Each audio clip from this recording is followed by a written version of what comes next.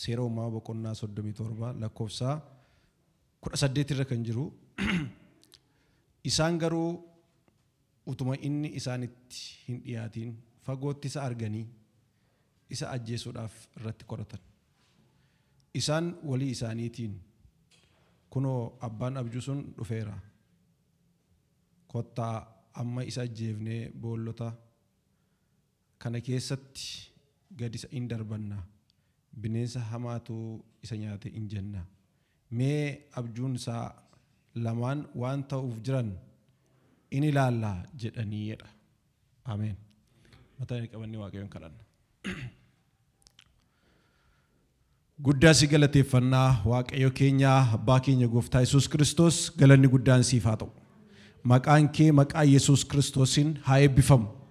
Yaa Waaqayyo abbaa keenya kunoo fuula kee duratti walitti qabnee jirra. Ati isa yeroo hundumaa nutti dubbattudha. Ati isa yeroo hundumaa waan nuuf ta'u sagalee nuuf ta'u qabattee nu gidduutti jirtudha. Ga'oo deemnu hundumaatti uumama hundumaadhaan haala hundumaan isa nutti dubbattudha. Ammas kunoo yaa Waaqayyo sirraa barree sirraa barachuudhaaf yaa Waaqayyo dhufneerra. Ati sagalee kee nuuf nutti dubbadhu.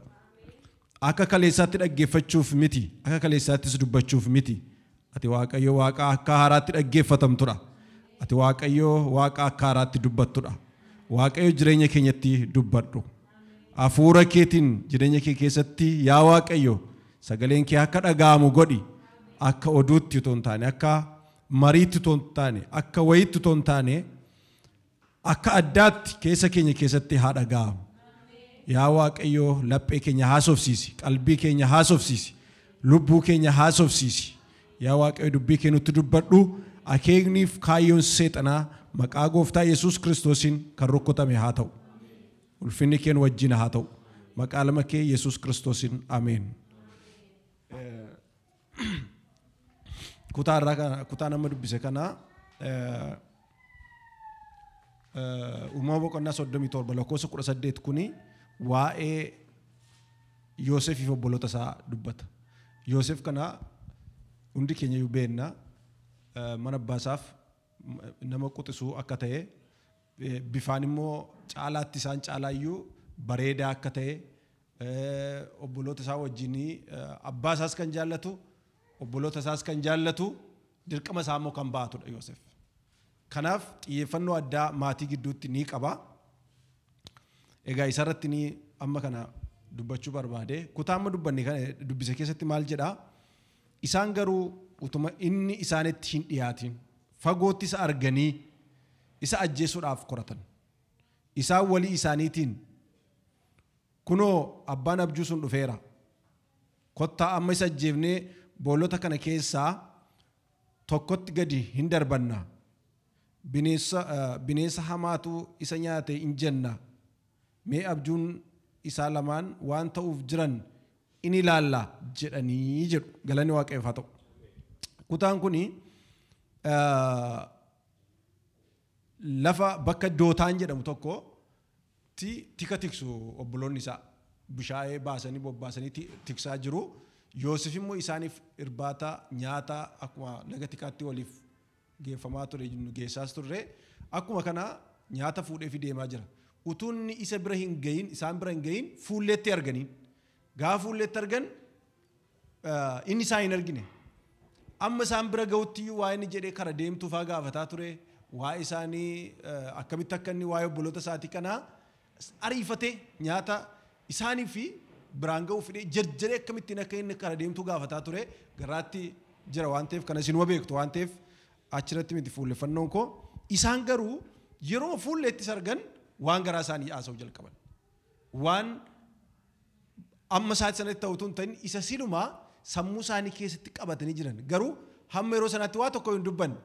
Hunduma isaanii keessa garuu waa'ee Yoosef waan kan biraa ta'etu sammuu isaanii keessatti qabamee jira. Gaafa maalidhaa gaasee gaafa Yoosef abjuu Waaqayyo keessa isaa kaa'e gaafa inni maatii gidduutti haasee kaasee waan sammuu isaanii keessatti uumamee ture sana gaafas fuulaa fuula gadi baafatanii haasa'uu jalqaban.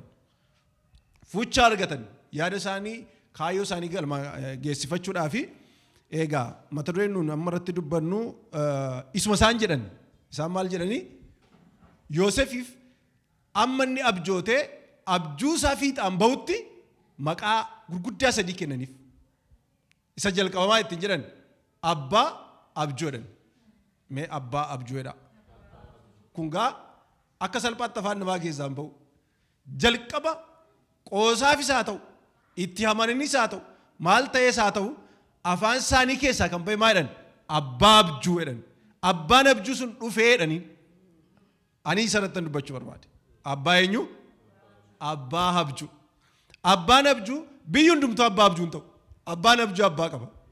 Biyyuma hundumaa keessaa biyyuma guutuu keessaa iyyuu Waaqayyo nama hundumaatti ergaa wal fakkaataa, ergaa wal qixaa, ergaa wal madaalu hin kennu. Hundumtuu abbaa isaatti Waaqayyo akkaataatti isa oofuu akkaataatti isa jiraachisu geggeessuu barbaade ni qaba. Garuu isa Waaqayyotti agarsiisuu fi inni jiraatu iddoon itti wal argatuu fi iddoon itti wal argannetu gargar ta'a malee. Yoosef garuu kan adda ta'e maatii isaa hundumaa keessaa ijoollota wajjin dhalatan keessumaa ijoollota 12 sana keessaa Yoosef abbaa abjuu ta'e. Isayyuu nama isaan xiyyeeffannootti kennan nama isaan yaadatu hin ta'in nama quxisuutu maal ta'e abbaa abjuu ta'e. Abjuun kun immoo abjuu isaa duwwaa miti. Waa'ee mana isaa, waa'ee jireenya isaa, waa'ee ofii isaatu hin ta'in mana sana ilaallataan. Maatii sana ilaallata. Ijoollota sana ilaallata. Warra inni miila irraa dhiqee guddateef ilaallatan obboloota isaa warra hangafa isaa jechuudha. Warra hangafa yeroo baay'ee durii miila irraa dhiqaniitu maal jedhaniitu quxisummaa jira waan kun miti ree hangafoota akkaataatti kabajantu jira. Maqaayyuu waaman. Warra inni maqaa waamne irratti abjuun isaa iyyuu guddaa isa godhe. Waan cimaadha. Isaan gidduutti jechuudha. Maaliif hangafoonnitu jiranii namni quxisuun sun abbaa abjuu ta'e. Wanti godhamu hin jiru gaa. Abbaan abjuu filannoodhaan miti. Waaqayyotu yaadee akeekee keessa sammuu namaa garaa namaa kaa'a. Haaleluyyaa. Gaafa wanti ittiin biqiltuu kaasee sochiin jiru adda. Gaafa akeekni Waaqayyoo yaadni Waaqayyoo namarratti calaqqisuu jalqabee kaasee adda. Kutaa kana gabaabduu taatu wanta cimaa tokko baranna wanti dhaggeeffadhaa. Gaafa Waaqayyo abjuu isaa itti himu Yoosef isa jalqaba eenyutti hime? Maatii isaatti hime. Eenyutti hime? Maatii isaatti hime. Abjuun sun isaan isin gaa, biyya isin gaa, isaaf isin ta'a. Inni yeroo sana abjuu argaa jira malee abjuu hiikaa jira miti. Abjuu argaa jira malee abjuu hiikaa jira miti. Inni dhimma isaa hin turreen inni waan argee haase tokko hidheetu abjuu isaa gaafa inni haasa'u maal jedhee haasa'ini naa gammadu yookaan immoo hiika isaa natti himu jedhee utuu hin taane garuma garaatti hiikkatanii dubbanne namni dubbate hin jiru garuma garaa isaaniitti hiikkataniiti abbaatu waa jedhe abbaatu waa dubbate isa jalqabaa gaafa abbaan abjuu dubbachuu jalqabu isa jalqabaa isa caala isa jaallatutu mufateen.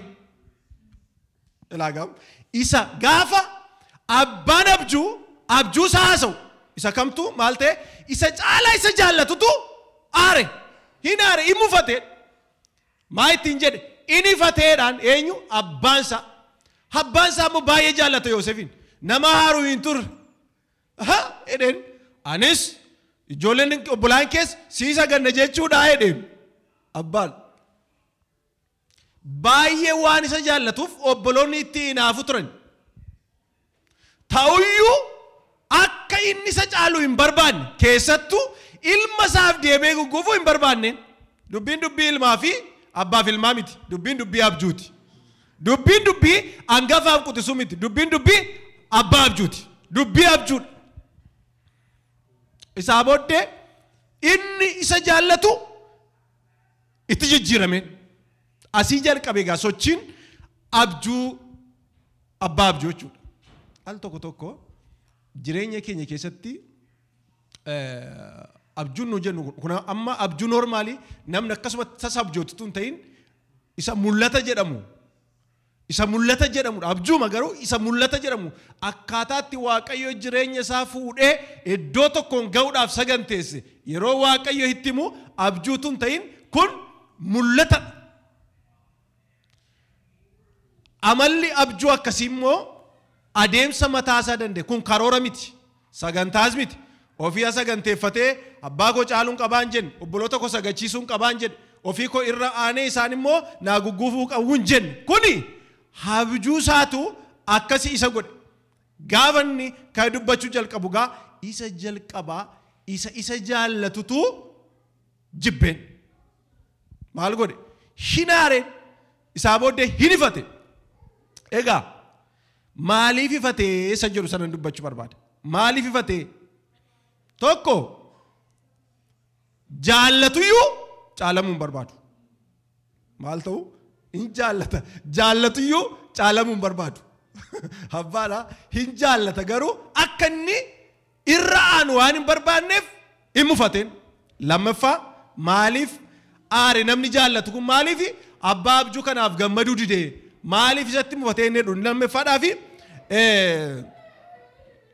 waan abjuusaa hin hubanneef hiika isaa argateera garuu abjuusaa hin hubanneef al tokko rakkoon namoota mul'ataa rakkoon namoota wanni guddaan sammuu isaanii keessa jiru jireenya isaanii keessa jiru wallaansoon guddaan abboota mul'ataa wallaansoon guddaan abbaa abjuu hubatamuu dhabuudha.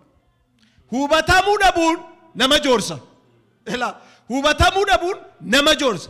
Rakkoon abbaa mul'ataa namoonni viizhinarii ta'an namoonni wanti guddaan keessaanii keessatti biqile akka addunyaa kanaatti yoo dudduba isaa ilaaltan manaa jalqaba wallaansoo isaanii. Warruma gargaaramuu malaniin warra gargaaramuun warra carraansaa isaan ga'u warra eebbisaa isaan ga'uun wallaansoon jalqabaan. Sababiinsa tokko caalamuun barbaadan lama hin hubatan abjuun abbaa mul'ata dafee hin hubatamu wallaansoo yeroo booddeedha ati garuu hubatamis dhiisis ta'i abbaa mul'ata ta'i abbaa abjuu ta'i nama waa garaa jiru ta'i nama waa sammuu jiru nama akkasumatti bushaayee of eeggachuu hin ta'in nama akkasumatti Mariyaam biraa kee taa'u hin ta'in. Gaafanni mul'ata isaa haasa'uu jalqabu gaa isuma isa jaallatutu didee jijjiiramuu jalqabe. Lama isaa booddee abbaan mul'ataa abbaan abjuu gaafa inni dhaqee obboloota isaa wajjin haasa'uu jalqabe isaan bira ga'u kora jalqaban jarri kora jalqaban fuulleetti arganii elaa abbaan abjuu hin dhufeedhan. Elaa abbaan abjuu sun dhufee nummoo maal goonedhan sanni nyaata baateef adeemuuf dhiisanii boollota naannoo keenya jiru kana keessaa tokko keessatti dhaqannee awwaallaa jedhu ofii isaanii maal gidduu jiru boolla baay'eetu jira naannoo isaanii boolla inni abjuu argaa jira isaan boolla argaa jiru inni isa waaqaatti mul'ise argaa jiru isaan garuu boolla itti isa balleessan ilaaluu jalqaban gaafa waaqayyo abjuu isa laalchuu jalqabu isaanii immoo karaa ittiin isa balleessan haasa'uu jalqaban. Haaleluyyaa.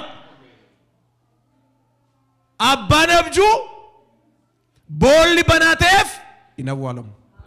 Abbaan abjuu boolli baay'ateef hin nyaatamu.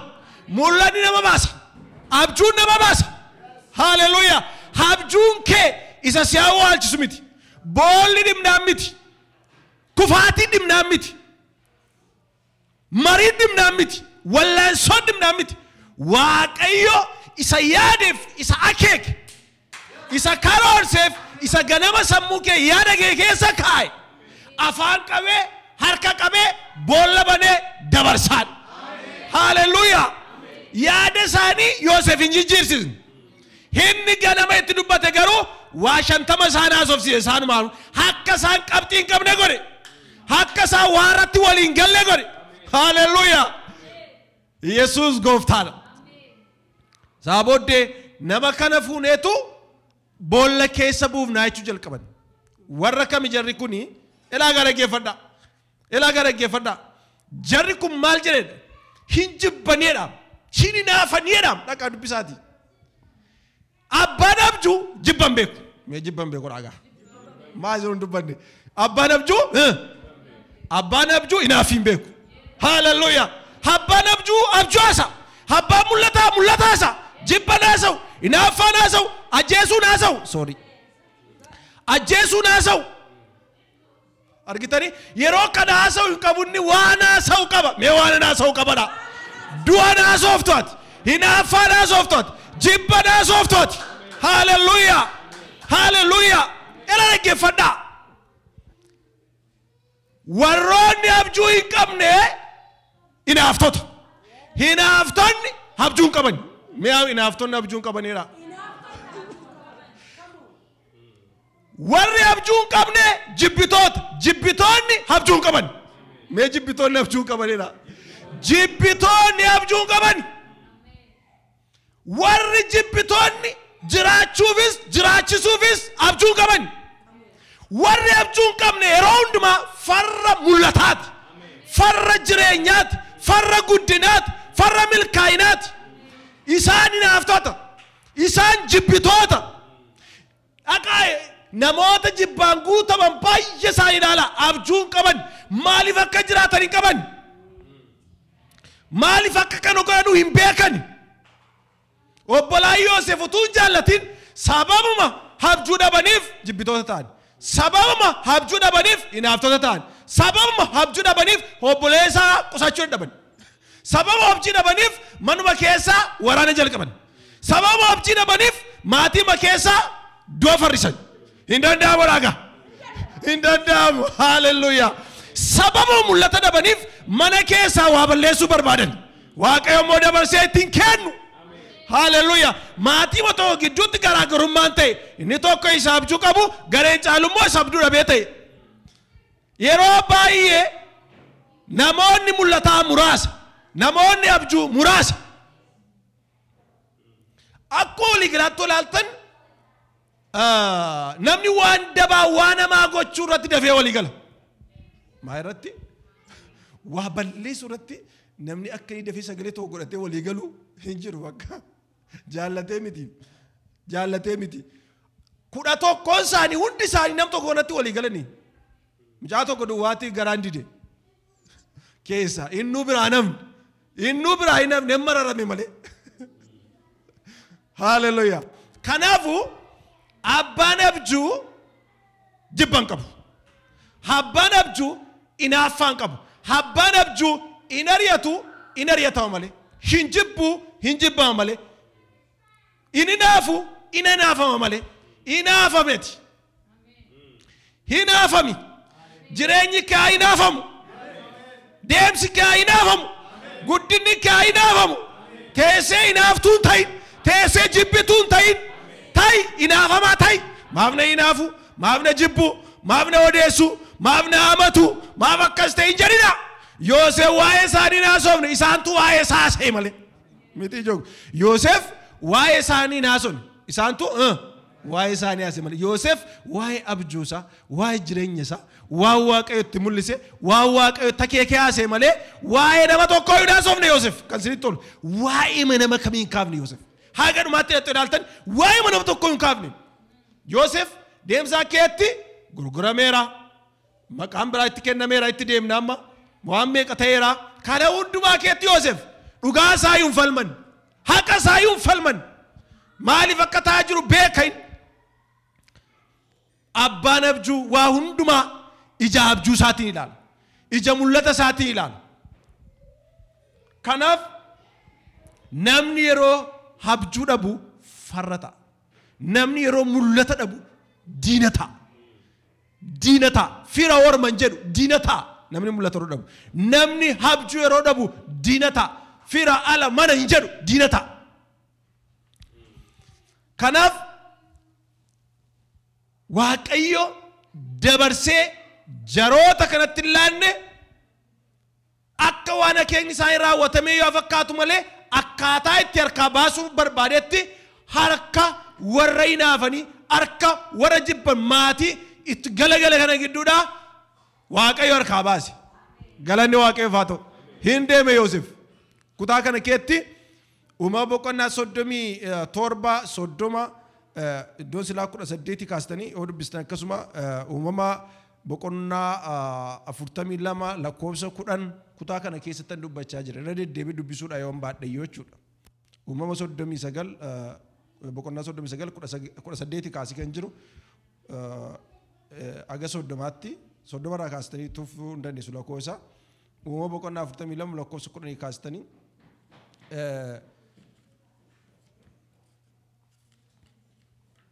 dubbifachuu dandeessu. Isaa booda Yoosef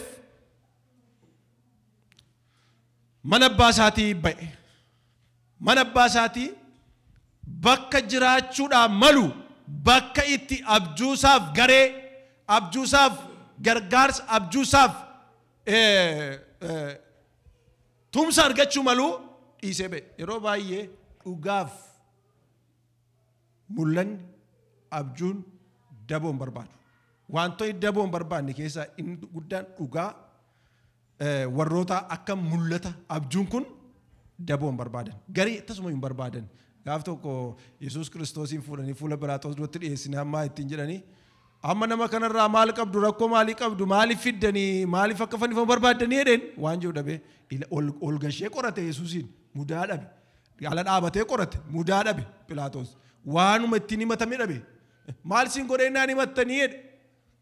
Isaa booddee caallu baranii maa qabxiin qabanii fannisi jedhan hundumtu qabxiin qabanii na fannisi jedhan guutummaa matu fannisi jedhan. Ani waan ittiin fannisiisuun qabu isa moofii keessa dhaqaatii akkuma seera keetti fannifadhaa jedhe. Naan nuti akkasiin goonoodhani nuu fannisi jedhan barbaanuu buusii isa immoo dhaqadhu fannisi jedhaniin. Utuuni dhugaa ba'uufan dhufee tu gooftaa Yesuus jedhu Phiilaaxoos maa jedhe jecha isaa guddaa keessa dhugaan maali jedhe. Biyya bushaa jira. Biyya bushaa jira garuu dhugaan beeku. Dhugaan maali jedhe gooftaa Yesuusiin kutaan koosa miti kutaan nama dubbachuu barbaade. Ani jedhe olgashee Yesuusiin olgashee an dhugaa ba'uufan dhufee. Warri na dhagaan dhugicha dhaga'u jedhe. Gaafa nakkeedhu dhugaan maalitu haasofnu jedheen. Biyya bushaatu jiru dhugaan beeku. Saba guddaatu geggeessu dhugaan beeku. Akka soba ta'e utuu beeku maajoriitii fudhate. Mootummaan immoo warri biyya bushaan immoo maajoriitti amanu malee waa'ee dhugaa kee miti. Maaliif hawaasatu duudee mana maka nuufannisaa jedhanii isaa booda inni biyya bushaa jira hawaasni bushaa jiru waan ta'eef nama tokko bushaaree dhugaan garuu kuma caala. Hallelujah. Dhugaan garuu biyya caala. Dhugaan garuu hunda caala. Dhugaatu nama caalchisa. Dhugaatu iddoo namaa kenna. Dhugaatu nama tursiisa. Phiilaaxoos garuu dhugaa dhiisee soba baay'ee argateetu mirkaneessee akka fannifamu godhe. Sana miti inni dubbachuu barbaade. Yoosef qophaa ta'e namni gara isaa godhe hin jiru. Isaa booddee hin deeme biyya Gibxii gaafa ga'u mana nugusa tokkotti mana aangoo qabeessa abbaa qabeenyaa tokkotti dhaqee qacarameen. Kutaa sana miti ijoon koo miti waan ta'eefan waa'ee nama sanaa qorachuun barbaanne. Gooftaa tokko biratti dhaqee qacarameedha. Gaafa qacaramu Yoosef manattuu hin jaallatama. Ala ba'ee immoo kan caalu ta'e. Dhaqee mana mootii mana gooftaa sanaatti kan caalu ta'e ija namaa keessa gale. Ija haadha manaa isaa keessa gale. Inni kun akeeka Waaqayyootti deemsu ta'uu danda'a. Haa ta'u malee Yoosef kana hundumaa keetti waan Waaqayyo sammuu isaa keessa kaa'e waan yaadatu fakkaata. Addumaan immoo Waaqayyo baay'ee isa geggeesseedha. Duukaa ta'eedhaan abbaan abjuu iddoo kanatti roolii Yoosef taphate. Abbaan abjuu qabxiin sadeeffaan abbaan abjuu abjuusaaf of kenna. Maalsaaf? Abjuusaaf of kenna. Abjuusaaf of eeggata. Abjuusaaf xiyyeeffannoo kenna. Abjuusaaf dursa kenna. Yoosef abjuun tokko waa Yoosef kottaa dhiisaati yaada keessatti immoo kottaa. Ilaa namni tokko abjuu tokko jalqabee fiixaan baafachuuf carraan gaggaariin abjuusaa fashaleessan baay'eetu dhufu. Carraan gadheen abjuusaa mormanis baay'eetu dhufu. Seexanni karaa lamaan jireenya namaa gaaga'uutti dhufa. Tokko miidhagsee tolchee bareechee lama mancaasee balleessee hakkan taane godheeti.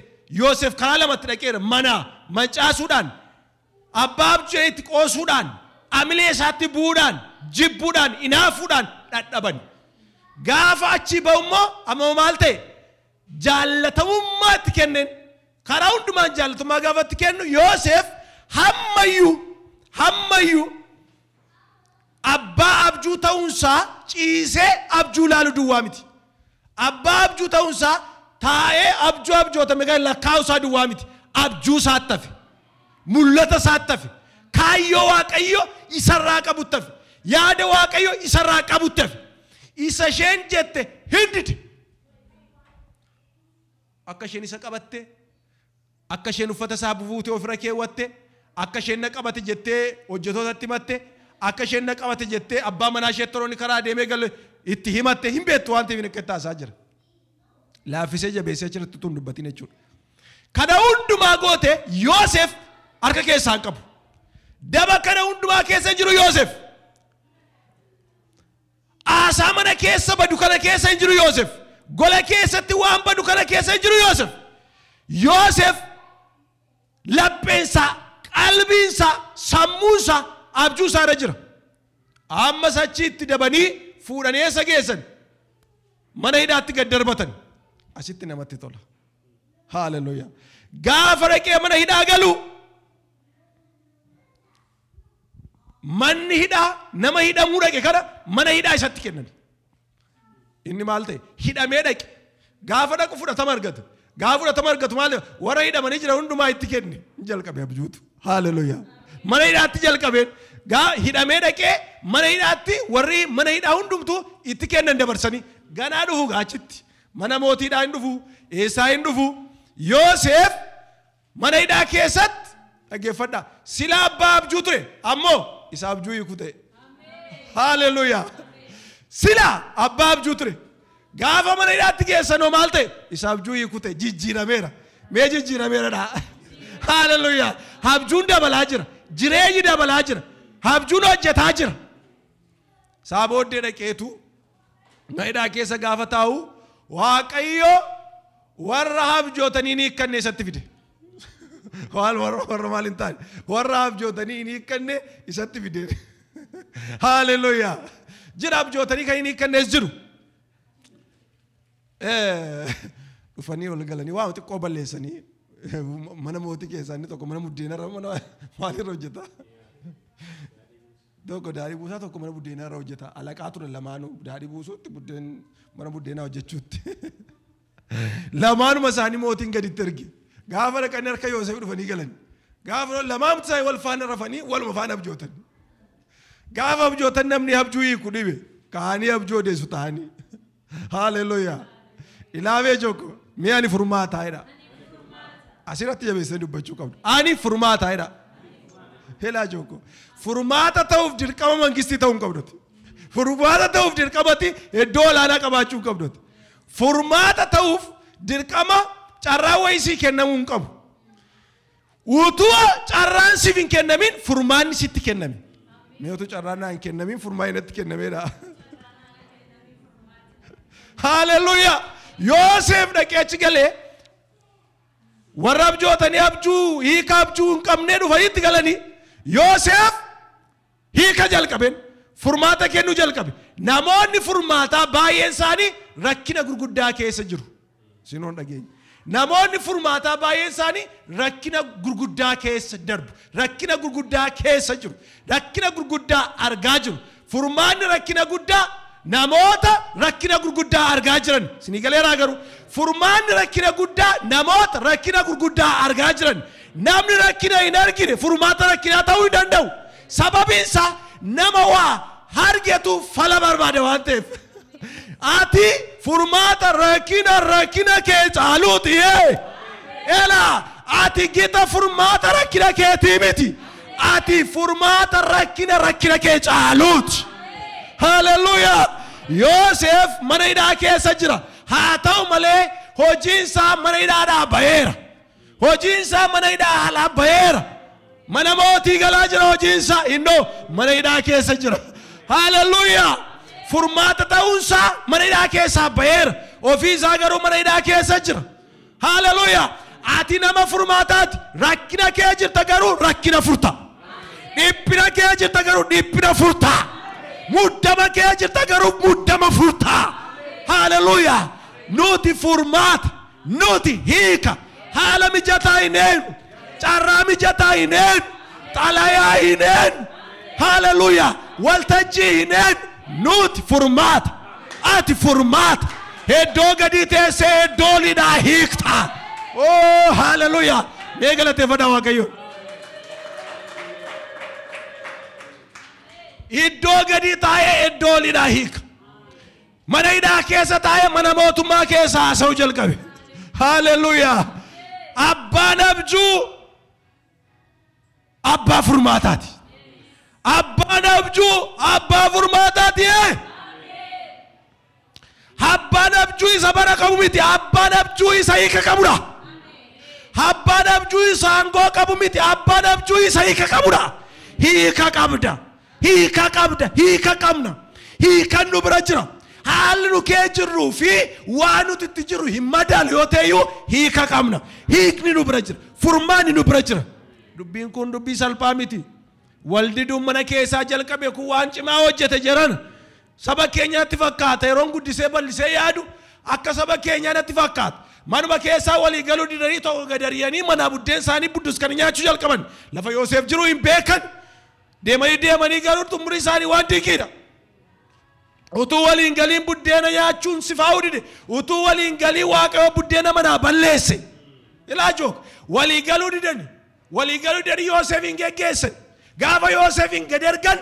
Isaa booddee Waaqayyo buddeena isaa itti bargaanfatanii taa'anii nyaatanii ittiin nama balleessan gidduudhaa balleesse. Xaamni Waaqayyo taphaa cimaadha. Ilaa dhaggeeffadhaa. Xaamni Waaqayyo tapha cimaadha. Buddeenuma isaan gidduudhaa taa'anii nyaataa daba yaadan. Buddeenuma isaan quuffataa abbaa abjuu abbaa isa Waaqayyo akeekaan deemsaa jirtu daba yaadan. Bar tokko garuu deemsa keessa harkaa balleesse buddeena sana. Qalqalaa baachise. Hamaadha kun. Rakkisaadha. Kanaafu abbaan abjuu furmaata. Abbaan abjuu tuffatamuu hin qabu. Abbaan abjuu barbaadamuu qaba. Abbaan abjuu mari'atamuu qaba. Abbaan abjuu dhaggeeffatamuu qaba. Abbaan abjuu xiyyeeffannoo argachuu qaba. Akka mana hidhaatti gaafa isaan abjuu fidan kun jedheen ati kana taataa hiika isaanii kenneef inni tokko akka duufannifame inni tokko guyyaa sadii booddee akka mana sana keessaa ba'u Yoosef taa'ee haase. Egaa ammoo dhaqaatii naa odeessaa adiraa keessanii jedheetti matina yaadadhaa jedhe. Jarroo hiikamaniiru waan ta'eef isa hidhamee irraanfatani. Hiikamaniiru waan ta'eef sama hidhaatti hafee irraanfatani. Al tokko rakkisaadha beektu. Hiikamanii magalanii hojii isaanii jalqaban daadhii isaanii buusuu jalqaban. Shakamta akka galeen beeku inni galee inni du'ee inni galee muraqee manuma mootii keessaa hojii isaa jalqabe burraaqee dhumu. Waaqayyo hin dhiisaare nama furmaataa biraa hafaare nama akeekaa biraa hafaare hamma immoo ergamoonni mootii irsa irraanfannaan mootii bira dhaqee Waaqayyo isumatti abjuu buuse. Mootiin galgala tokkotti abjuu lama abjoote hin sardame. Hin muddame. Al takka rafee qotiyyoota torbaan kudha afur arge si'a lama. Iddoo tokkotti kudha afur arge torba uqqataa torba furdataa. Sangoota lakkoofsaa bushee Waaqayyo. Yoosefiin abbaa abjuu barbaaduuf jedhee mootii sangoota lakkoofsise.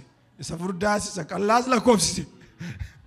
Isa booddee halkan mootiin sangoota lakkaa buleetu ganama ka'e. Abjuu ta'e hiika isaa gaafa naan dhibe. Namtichitu mana kee waan dagadheedheen waa balleesse waan dagadheedheen namtichi tokko mana hidhaa keessa jira jedheen. Inni maal godhaa jedhe. Abjuu hiika. Mee abjuu hiikaa jedhe. Inni abjuu hiiku mana hidhaa jira. Moo abjuun hiika dhabe mana mootii jira. Mee gurra keessanis qabaa dhaggeeffadhaa. Inni abjuu hiiku mana hidhaa jira. Abjuun hiika dhabe mana mootii jira. Abjuun hiika dhabe mana mootii jira.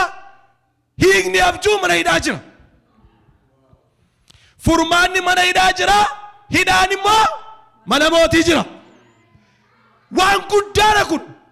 Abbaan abjuu mana hidhaa jira, abjuun kadhabe mana mootii jira. Waaqayyo lolaadha, Waaqayyo falmaadha, Waaqayyo namaaf haasa. Mee Waaqayyo naaf haasaadha. Waaqayyo faana keedhaan siif haasa, karaatti dabarteen siif haasa. Sagaleen barbaachisu Waaqayyo siif haasa'uuf sagaleen barbaachisu. Ayyaantu guutu falmata abalu walee lakkaa'uun barbaachisu. Dhiifama maqaa keessa miidiyaa irratti waamuu koof. Dhaggeeffadhaa. Abalu jedhee lakkaa'uun barbaachisu, maqaa waamuun barbaachisu. Karumatti dabarte Waaqatu darbe. Karumatti dabarte isatu darbe. Karumatti dabarte hiikatu darbe. Waaqayyo gaafa siif haasa'u utuu hin dubbatiin haalaan siif haasa'a. Haalaan hojjeta. Yoosefiif jedhee waan dubbate hin qabu. Yoosefiif jedhee hunda hojjeta garuu. Sinii galeera. Yoosefiif jedhee waan dubbanne. Yoosefiif jedhee garuu hunda hojjete. Waaqayyo haaseeraaf. Abbaan abjuu furmaata hiika sabooddee dhaqaa fidaa nama sanaa jedhe. Gaafa nama sana fidan Yoosef abjuu hiikuu jalqabe. Amma maal ta'e? Abbaan abjuu mana hidhaadhaa bahee amma immoo furmaata kennuu jalqabe. Haaleluyyaa. Dhaqeetu amma gaa inni Waaqayyo jedhe dhiyaate. Inni Waaqayyo jedhe dhufe. Saaboo deeqee abjuu hiikuu jalqabe. Mee takka abbaa abjuudha. Abbaan abjuu hin salphatu. Abbaan abjuu ari'atamaa hin hafu. Abbaan abjuu jibbamaa hin hafu. Abbaan abjuu sheemiin hin qabu. Sheemiin sin qabu dhumiti tapha tokko tokko. Sheemiin sin qabu maali? Saalfattu hin qaanoftu jechuudha. Abbaan abjuu waan isa qaanessu hin jiru. Jibbitoonni sheemaan, inaaftoonni sheemaan. Eeyyee inaaftoonni jibbitoonni sheemaan. Maaltu sheemessa? Maaltu saalfachiisa? Saabooddee Yoosef gaafa inni dhaqee hiikuu jalqabu eegaa jedhe mootiin jecha isaa keessa namumti dubbiin kun galuuf namni beekumsa haganaa qabu biyya kana keessa hin jiru. Biyya kana keessa hin jiru. Abjuun kun si malee kan qabu namni midhaan walitti qabu hin jiru biyya kanaa. Namni kallattii kennu hin jiru. Namni bara dhufuuf yaadu hin jiru. Hamma nyaatu rooma quufaa kana nyaatu malee namni yeroo quufaa kana waa sassaabee bara beelaaf kaa'u hin jiru namni akka kee ammayyuu nama furmaataadhaaf. Haaleluyyaa. Abbaan abjuumee ijera bara quufaa duwwaa jiraata miti. Abbaan abjuumee bara gara sitti jiraata. Bara gara sitti sagantaa qaba. Haala gara sitti sagantaa qaba. Haala gara sitti karoora qaba. Nama dura jiraata. Nama garas jiraata. Bara namni jiraataan jiree jiraata. Gara sitti sagantaa qaba. Situ argaa jira bara gara si jedhe. Situ furmaata isaa argaa jira. Situ hiika isaa argaa jira. Kanaafuu egaa ati seechi mana hidhaatti deebuu hin danda'amu. Hamma raawwatteetta mana hidhaa jedheen. Haaleluyyaa. Hamma jedhe. Eenaan mana hidhaatti deebi'uun siif hin maluuti jedhe. Eenaan siin kenna kutaa mana mootummaa koo hundumaa irraatti olaantummaa sii kenneera jedhe. Haaleluyyaa. Ati midhaan sassaabi nyaattuun hin dhufti jedhe. Mee harka rukutaa galateeffadhaa. Haaleluyyaa. Ati midhaan sassaabi nyaattuun ofii dhufti jedheen. Yoosef dirqama isaa baate. Isaa booda warra abjuu hin qabne immoo dirqama isaanii adeemuu hin oolu. Kana keessa warri abjuu hin qabne buddeen jalaa bade. Warra abjuu hin qabne jalaa buddeenni gaafa fuudhamu waan garaa isaanii utuu barbaadanii abjuu ganamaatti galan. Haaleluyyaa. Hin dhaqaniin. Sorry waan ani irra darbe tokko maqaa isaan itti waaman jalqabatti maayidhaan gaafa dabarseessi kennu barbaadan maqaa lammiffaa isaa itti waaman dura abbaa abjuu jedhan. Lammeeffoo maal jedhanii gurbicha jedhan. Jecha jibbaadha kun maqaa waamu saalfatame maalidha ishee kana hin dubbatiin darbuun barbaade. Maal jedhan beektu jalqaba abbaan abjuu dhufee jedhan. Sinin deebise gara duraatti. Abbaan abjuu dhufee jedhaniin.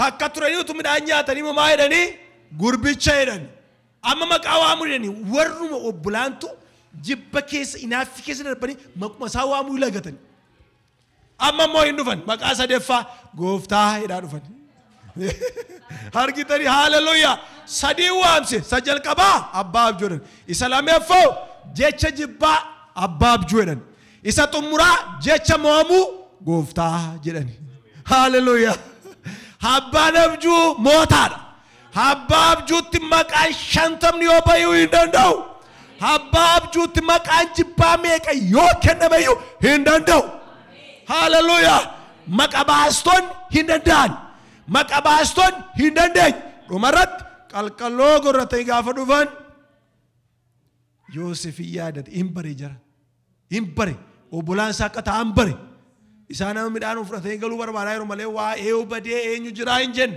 mana isaanii keessaa waan badee hin agarre isaan dhimma isaanii adeemaa jiru ammayyuu sa balleessinu balleessineeradhan al tokko tokko balleessineeradhanii waan baay'ee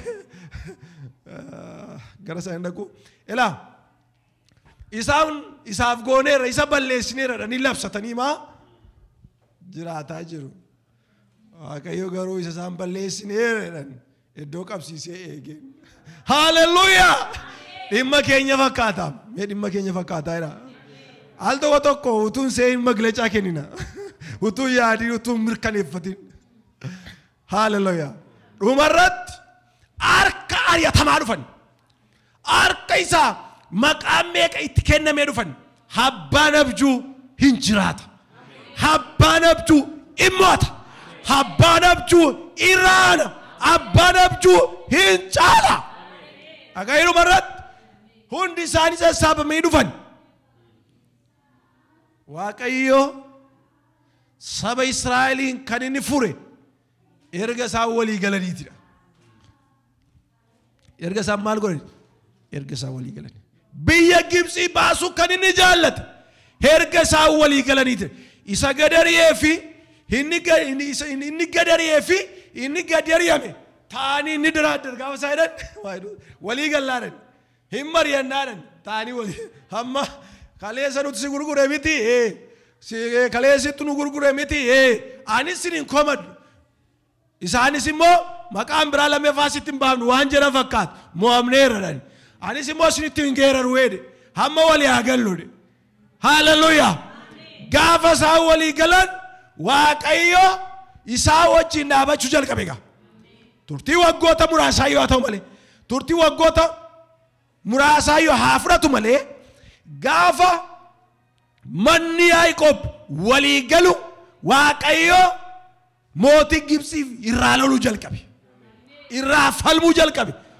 inni gaa waggoota fagoo booda Yoosefuun jiru rosi maachoo barbaadeeni abbaan abjuu milkaadha abbaan abjuu mootaadha abbaan abjuu jibbituu miti abbaan abjuu inaaftuu miti abbaan abjuu hiika waan hundumaati abbaan abjuu furmaata abbaan abjuu rakkoo miti abbaan abjuu manattis alattis rakkoo taatuun ta'in maal ta'a furmaata ta'a abbaan abjuu nama hundumaaf firaafis ormaafis maal ta'a furmaata ta'a abbaan abjuu deemee abjuu hiika deemee abjuu isaa jiraata galanni waaqayyoof haa ta'u kanaaf nuti warra akkamattiin jiraatu tun ta'in abjuu qabna mul'ata qabna sagantaa qabna haaleluyyaa utuu abjuun qabnu ta'e lafa teenyeen kaanu utuu abjuun qabnu ta'e hin tarkaanfannu utuu abjuun qabnu ta'eeti fagoo iyaan utuu abjuun qabnu ta'eeti wanti abbiraan nutti mul'atu utuu abjuun qabnu ta'eeti waanuma mana keessaa sokoskina manuma keessaa waan mana keessaa walitti bubuusaa jiraanna turre waaqayyo garuu waa tokko sammuu kee keessa kaa'eera waa tokko jireenya kee keessa kaa'eera ati mataa kee qofaaf jiraatta miti waaqayyo siin kan si joorsuuf mataa kee qofaaf miti waaqayyo siin kan si joorsuuf saba keef gosa keef maatii keef biyya keef firoota keef hiriyoota keefidha Yoosef gidiraa kan argeef mataa isaaf miti mana isaaf mana abbaa isaaf saba isaaf waaqa isaaf abjuu isaafidha nuti kan jiraan kan sochoon kan gidiraa arginu kan dhiphina adda addaa nurra ga'u kan nuti abjuu qabnu ne abjuu kee duukaa dararam mataa kee qofaa miti ati nama mataa kee qofaaf jiraatu miti haleluuyaa waan harka kee irraa barbaadu jira waan si bira dhufutu jira waan barbaachistuuf qabdu galateeffadhaa waaqayyoon fixeeraan haleluuyaa haleluuyaa ol kaanee dhaabanne waaqayyoon galateeffanna kadhanna waaqayyoon isin warra akkasumattiin warra jibbaan guutamtanii naaffaan guutamtanii teessatuun ta'in isin warra waaqayyo si wajjin haasa'uudha akka Yoosef isin warra waaqayyo si wajjin haasa'uudha warra waaqayyo deddeebi'ee si wajjin haasa'u warra waaqayyo waan sin ta'uu qabu isinitti himedha haleluuyaa jibbii mul'ata kee hin gatachiisu qocholloon mul'ata kee hin gatachiisu hariyatamuun mul'ata kee hin gatachiisu siin nama baay'eetu gargaarama siin hiika baay'eetu kennama siin furmaata baay'eetu kennama fala kan dhabaniif falli si bira jira furmaanni si bira jira yoo obboleessi keenya raajii guutuun as ba'ee waaqayyo nuuf galateeffata kadhataa kutaa kanarratti haleluuyaa